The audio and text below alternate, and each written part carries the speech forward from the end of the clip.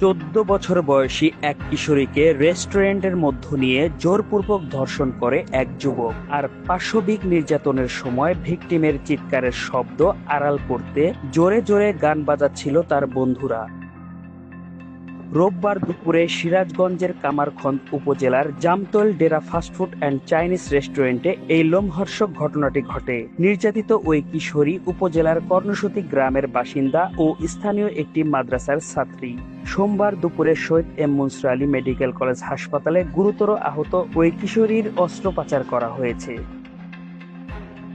জানা যায়, রোববার সকালে বাড়ি থেকে মাদ্রাসায় যায় ওই কিশোরী। মাদ্রাসা থেকে কলম কেনার জন্য বাইরে বের হলে 6 থেকে 7 জন যুবক তাকে জোরপূর্বক সিএনজিতে তুলে নিয়ে ডেরা ফাস্টফুড অ্যান্ড রেস্টুরেন্টে নিয়ে যায়। সেখানে নিয়ে এক যুবক তাকে জোরপূর্বক ধর্ষণ করে।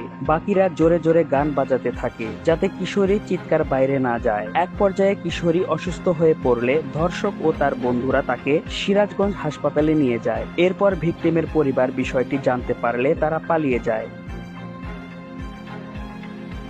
বর্তমানে victim Shahid M Mansur Ali medical college হাসপাতালে চিকিৎসাধীন আছে। পুলিশ জানিয়েছেন, আমরা তদন্ত শুরু করেছি।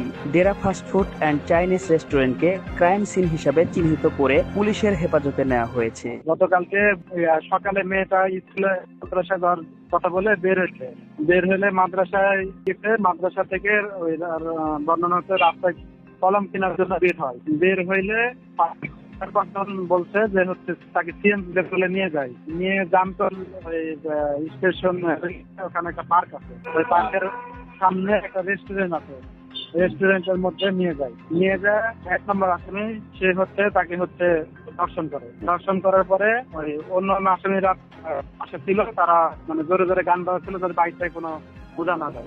ধর্ষণ করার পর হয়ে গেছে, তখন পরে ওই নিয়ে সিরাজগঞ্জে হাসপাতালে নিয়ে গেছে।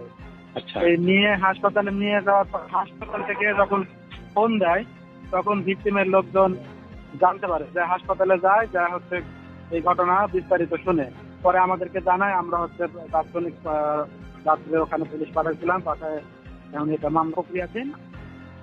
নিউজ ডেস্ক, জনতার কণ্ঠ।